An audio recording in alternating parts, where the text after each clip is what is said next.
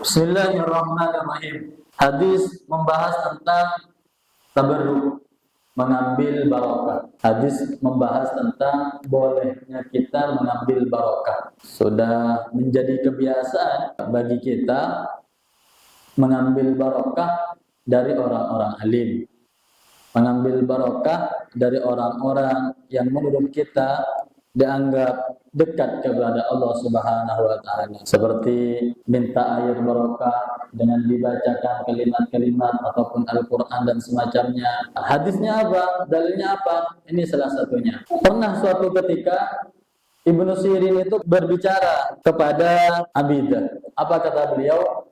Indana min sa'lin Nabi sallallahu alaihi wasallam wasabnahu min qibali Anas. Abidah, saya punya rambut baginda Nabi Muhammad sallallahu alaihi wasallam. Saya mendapatkan rambut Nabi Muhammad itu dari Sayyidina Anas. Fi riwayah min qibali ahli Anas, diceritakan di hadis yang lain itu bahwa Ibnu Sirin itu mendapatkan rambut Nabi Muhammad itu dari keluarga Sayyidina Anas. Lalu apa kata Abidah? La antakuna indi sya'ratun minhu ahabbu ilayya minad dunya wa ma fiha. Seandainya saya yang mendapatkan, saya yang mempunyai rambut baginda Nabi Muhammad, maka satu rambut itu lebih aku cintai daripada dunia. Dan maka ulama di sini membahas bagaimana hadis ini berfungsi. Apa yang bisa kita ambil dari hadis ini? Maka kata beliau, ini salah satu dalil bolehnya kita tabarruk, mengambil barakah dari orang-orang yang kita anggap dekat kepada Allah Subhanahu wa ta'ala. Tetapi hakikatnya hadis ini membahas tentang apa? Hadis ini membahas tentang bagaimana kecintaan para sahabat kepada Nabi Muhammad sallallahu alaihi wasallam. Kecintaan para sahabat kepada Nabi Muhammad itu luar biasa. Kecintaan para sahabat kepada Nabi Muhammad itu tidak bisa kita bayangkan. Luar biasa. Mereka rela untuk memberikan nyawanya untuk Nabi Muhammad. Saking cintanya para sahabat itu kepada Nabi Muhammad sallallahu alaihi wasallam. Suatu ketika Rasulullah itu melihat tukang cukur dan Rasulullah itu menyuruh tukang cukur ini untuk memangkas rambut Rasulullah sallallahu alaihi wasallam.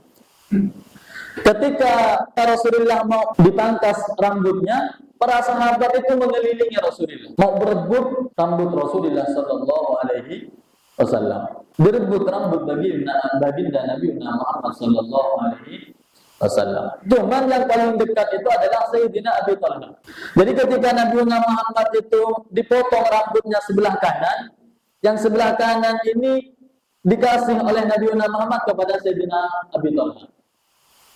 Diambil oleh Sayyidina Abi Thalib. Nah, ketika yang sebelah kiri dipotong, maka apa kata Nabi Muhammad sallallahu alaihi wasallam? Bagikan rambut ini kepada yang lain. Jadi yang separuh itu dibagikan oleh para sahabat kepada sahabat-sahabat yang lain. Itulah yang menjadi kebanggaan para sahabat karena mereka mempunyai rambut baginda Nabi Muhammad sallallahu alaihi wasallam. Makanya suatu ketika Sayyidina Khalid ibnul Walid itu, beliau itu menjadi kepala tentara. Nah, beliau itu punya kopiah, punya peci. Di dalam peci itu ada rambut baginda Nabi Muhammad sallallahu alaihi wasallam. Nah, dalam peperangan itu ternyata peci itu hilang. Peci itu hilang. Akhirnya Sayyidina Khalid ibnul Walid memanggil semua para sahabat itu, apa kata beliau? Para sahabat, cari kopiah saya. Cari kopiah saya. Lalu semua sahabat yang menjadi pasukan Sayyidina Khalid ibnul Walid ini mencari. Kopiah itu dicari. Setelah dicari, tidak ketemu. Datang kepada Sayyidina Khalid bin Walid, tidak ada Sayyidina Khalid bin Walid. Marah beliau, cari. Akhirnya dicari. Ketika mencari itu para sahabat bingung. Emang ada apanya? Kok sampai segitunya Sayyidina Khalid bin Walid menyuruh semua sahabat, menyuruh semua pasukan untuk mencari kopiah ini? Emang ada apa? Lalu dicarilah oleh para sahabat. Ternyata apa? Kopiah itu adalah kolam suatul khalifah, kata para sahabat. Ternyata kopiah itu adalah kopiah yang enggak bagus. Kopiah itu enggak mahal. Hanya kata para sahabat, gara-gara ini kau menyuruh semua pasukan untuk mencarinya. Kopiah yang seperti ini sampai engkau menyuruh semua sahabat untuk mencari kopiahnya? Kaget. Para sahabat itu kok sampai segitunya Sayyidina Khalid bin Walid menyuruh semua pasukan untuk mencari kopiah ini. Lalu apa kata Sayyidina Khalid bin Walid? Saya itu bukan karena kopiahnya saya nyuruh kalian untuk mencari kopiah ini, bukan. Bukan karena harga dari kopiah ini saya menyuruh kalian untuk mencari kopiah ini, bukan. Kenapa saya nyuruh kalian untuk mencari kopiah ini? Karena di dalam kopiah ini ada rambut baginda Nabi Muhammad sallallahu alaihi wasallam. Begitulah kecintaan para sahabat kepada Nabi Muhammad sallallahu alaihi wasallam. Luar biasa kecintaan para sahabat kepada Nabi Muhammad itu luar biasa. Kenapa? Karena mereka itu melihat bagaimana keindahan baginda Nabi Muhammad sallallahu alaihi wasallam. Makanya sering saya katakan, kalau seandainya kita mau menghitung berapa banyak orang-orang yang mencintai Rasulullah, kalau seandainya kita mau menghitung kira-kira berapa yang mencintai Rasulullah, berapa juta manusia yang mencintai Rasulullah, berapa triliun manusia yang mencintai Rasulullah. Kalau seandainya kita mau menghitung berapa banyak orang yang mencintai Rasulullah, nggak mungkin kita mampu untuk menghitung. Tetapi, kenapa kita mencintai Rasulullah? Apa alasan semua manusia itu mencintai Rasulullah? Orang yang begitu banyak itu kenapa coba mencintai Rasulullah? Alasan kita mencintai Rasulullah itu cuma satu. Apa alasannya? Karena kita semua merasakan manfaat daripada perjuangan baginda Nabi Muhammad sallallahu alaihi wasallam. Jadi apa yang saat ini kita rasakan itu berkah daripada perjuangan Nabi Muhammad sallallahu alaihi wasallam. Kita bisa menghormati orang yang lebih tua itu gara-gara siapa? Nabi Muhammad. Benar tidak? Kita bisa mempunyai sifat rahmat kepada orang yang lebih muda, yang lebih umurnya lebih kecil daripada kita, itu berkah siapa? Berkah Nabi Muhammad.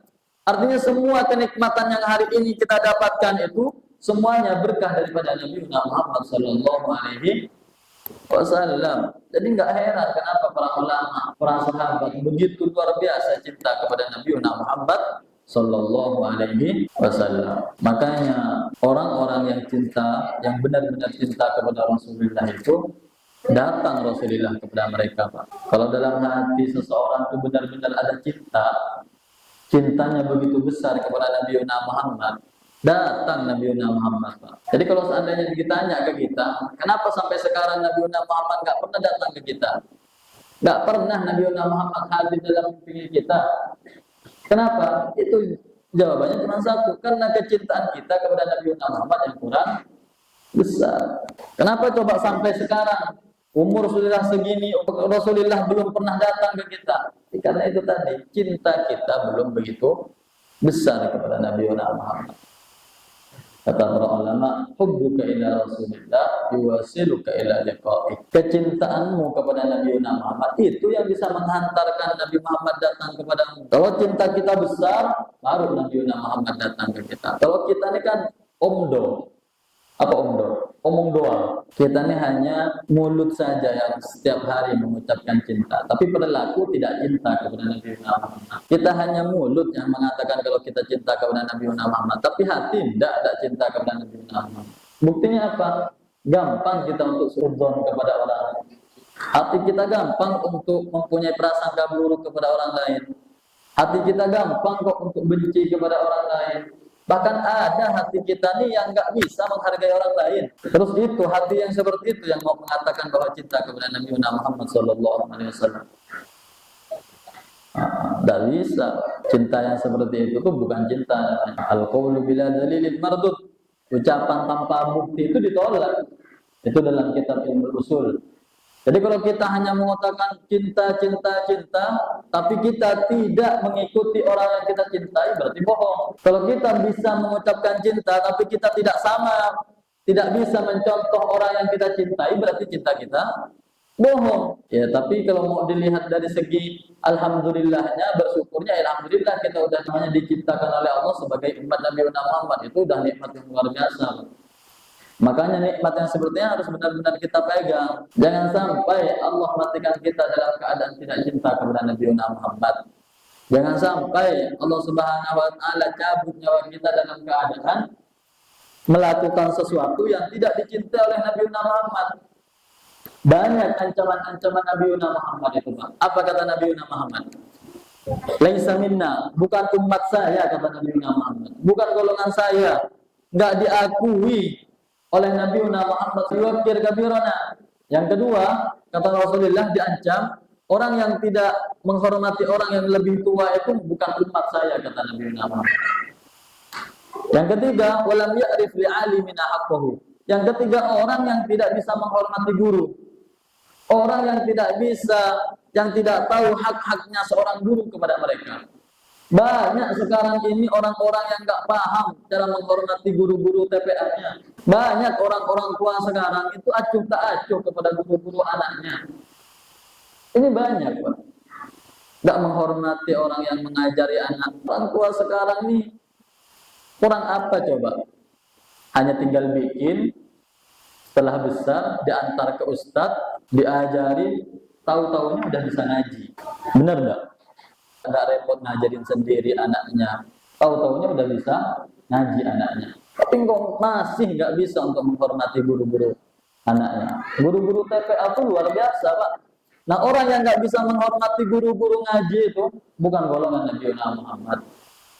Bukan umat Nabi Muhammad sallallahu alaihi wasallam. Makanya hati-hati. Banyak orang sekarang ini kurang mempedulikan itu.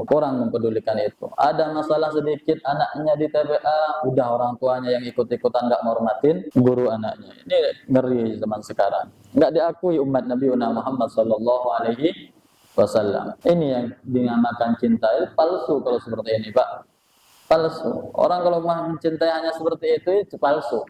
Lihat coba bagaimana para sahabat itu, bagaimana para ulama dalam memperlihatkan kecintaan mereka kepada Nabi Muhammad. Kata Imam Sayyidina Al-Habib, Imam Ali Al-Habisi, apa kata beliau?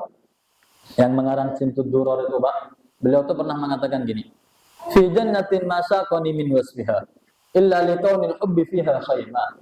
Saya mau masuk surga itu bukan karena surganya, kata beliau. Saya pengen masuk surga itu bukan karena surganya.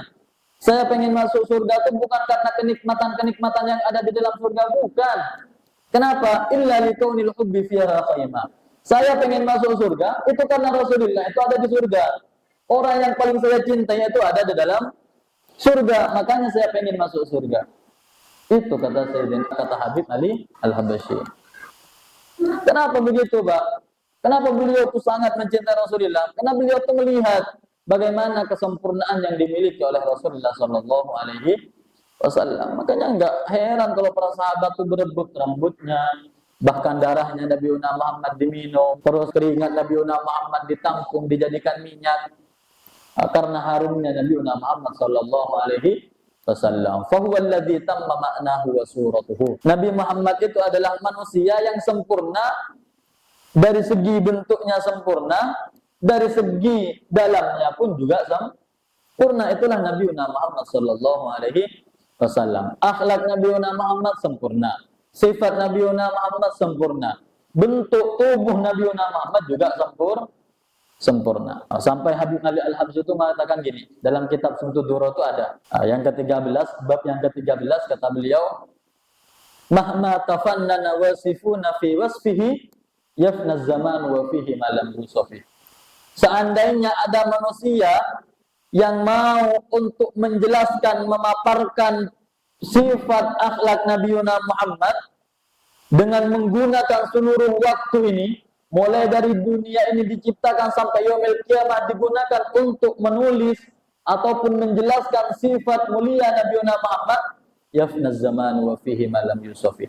Waktunya sudah habis, sifat Nabi Muhammad yang dijelaskan belum selesai. Bayangkan, Pak, berapa ribu tahun itu dari dunia ini diciptakan sampai yaumil kiamat. Itu semuanya digunakan untuk membahas akhlak sifat mulia Nabi Muhammad, enggak cukup, kurang masih.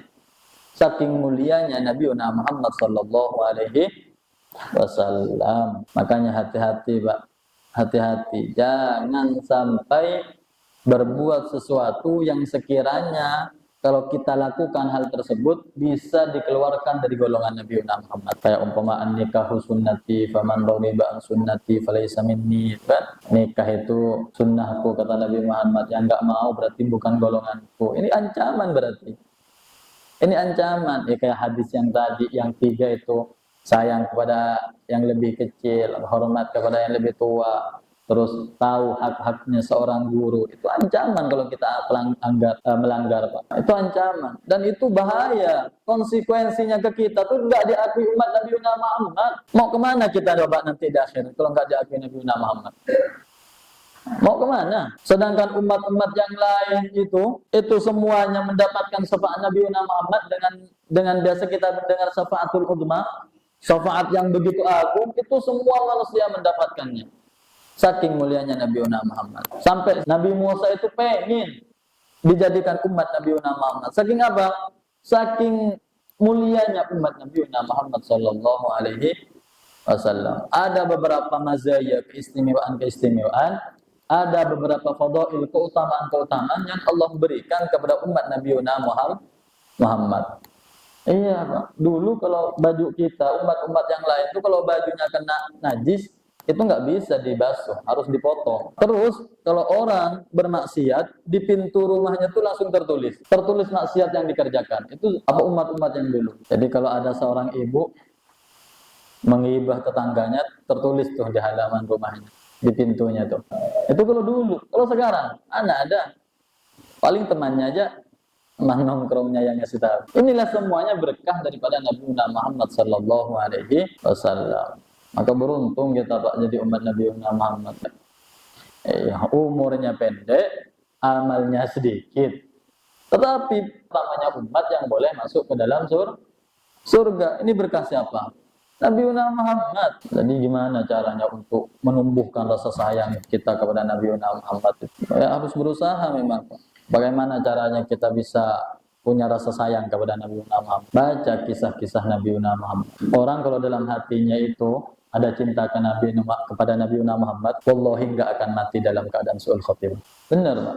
Orang kalau dalam hatinya ada cinta kepada Nabi Muhammad, wallahi enggak akan mati dalam keadaan su'ul khotimah. Makanya heran saya mendengar kisah di Yaman itu, di Hadramaut, itu anak-anak kecil, anak-anak baru balik itu, umur 15, 16, 17, sudah terbiasa mimpi Nabi Muhammad. Kok kita sulit, gitu. Ini umur udah berapa, gitu. Kok Nabi Muhammad nggak pernah, gitu, nyamperin kita. Nah, tapi di Yaman itu, di Hadramaut itu, Pak, itu saya mendapatkan kisah dari Kyai Musleh Adnan. Itu katanya, di Yaman itu sudah biasa orang mimpi Rasulullah, itu sudah biasa. Anak-anak kecil umur 15, 16 baru balik itu mereka udah terbiasa mimpi Rasulullah. Apa rahasianya kok bisa? Ternyata rahasianya itu anak-anak kecil ini, Pak. Anak-anak kecil ini umur 5 tahun mereka udah bisa dengar, udah bisa bicara. Itu setiap mau tidur oleh ibu-ibunya itu diceritakan kisah Nabi Muhammad. Setiap mau tidur itu diceritakan kisah Nabi Muhammad. Diceritakan perjuangan Nabi Muhammad, diceritakan sifat-sifat Nabi Muhammad, diceritakan akhlak Nabi Muhammad, diceritakan. Sehingga ketika mereka udah besar, tumbuh rasa cinta itu luar biasa. Nah, kecintaan itulah yang bisa membuat Nabi Muhammad itu datang ke mereka. Padahal di sana tuh anak umur 17 itu bukan hanya mimpi Rasulullah. Mereka itu bahkan melihat Rasulullah itu ya Allah secara nyata nih, bukan dalam mimpi. Tapi dalam keadaan sadar nih mereka udah bisa melihat Rasulullah sallallahu alaihi wasallam. Kalau kita boro-boro nyata kan, dalam mimpinya nggak pernah. Karena orang mimpi Rasulullah itu nggak mungkin bohong, Pak. Ustaz, saya mimpi Rasulullah, umpama dia katakan saya Muhammad, itu jin apa iblis? Enggak mungkin bohong. Fa inna syaitan la yatamatsalu bi, kata Rasulullah. Setan itu nggak mampu untuk menyerupai saya, kata Nabi Muhammad. Nggak bisa. Tetapi biasanya saya mendengar dari Buya Ali Karar, guru saya, beliau itu hampir setiap malam mimpi Rasulullah. Kata beliau, bentuknya kalau datang itu Rasulullah itu seperti apa? Apakah Rasulullah itu datang dengan keadaan wajah yang kita dengar sempurna dan semacamnya? Enggak. Kalau kita mimpi Rasulullah itu biasanya kata beliau, itu Rasulullah itu datang dalam keadaan bermuka, wajahnya itu sama dengan orang yang paling kita cintai. Contoh, bermimpi Rasulullah itu wajahnya tuh mirip guru kita.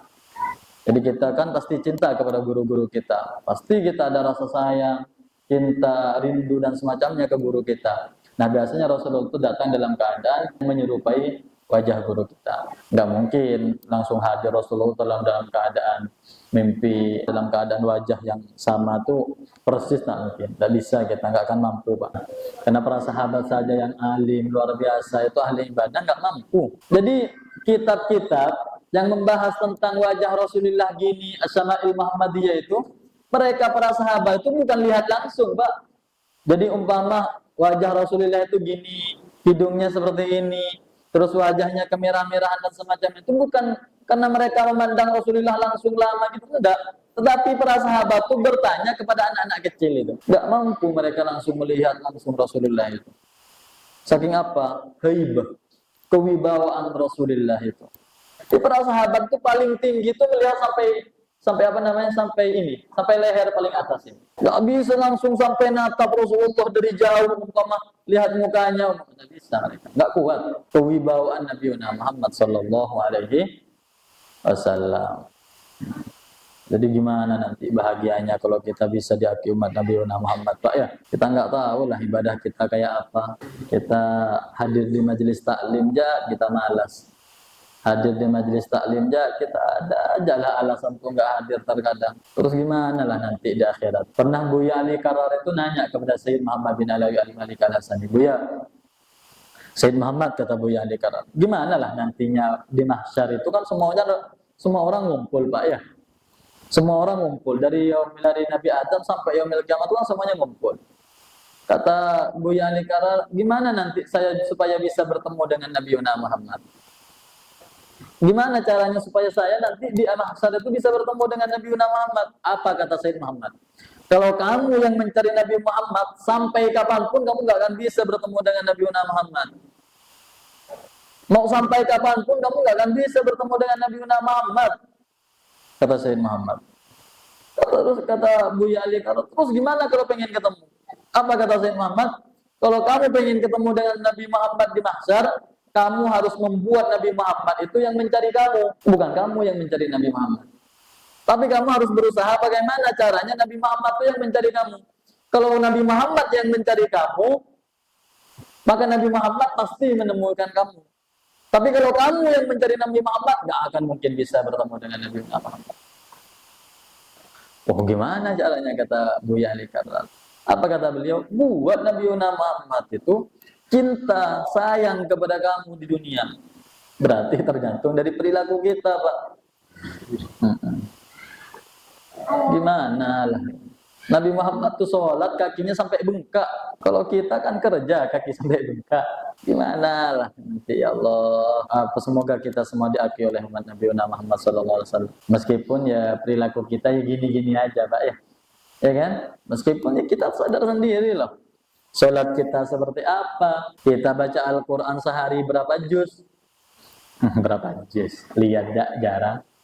Lihat Qurannya gak jarang. Bener enggak? Lihat Quran gak jarang. Di saya itu, Pak. Gimana nanti, Pak? Kalau udah mikirin itu, Allah, jauh rasanya. Nah, kita mau ibadah tuh kenapa kita nggak ibadah? Karena kita punya alasan, bener enggak? Kenapa kita nggak tahajud? Ada alasannya. Karena nggak bangun tadi. Pas bangun, karena dingin. Ada aja lah alasan. Allah. Ya kalau mau ditanya pantas enggak mau kita nih sebagai umat Nabi Muhammad, ya enggak pantas, Pak. Kalau mau ditanya pantas atau enggaknya, kita enggak pantas. Tapi kita tetap berharap semoga kita diakui umatnya, meskipun dari segi perilaku kita enggak pantas. Ya mau gimana coba? Kalau udah Buya Ali Karar itu, Pak, Buya Ali Karar guru saya itu, beliau itu dalam setiap 3 hari sekali itu khatam Quran. Setiap harinya beliau itu hatam Dalailul Khairat. Beliau itu kalau sholat khusyuk luar biasa. Saya pernah sholat itu di samping beliau, itu luar biasa sholatnya. Tapi apa kata beliau?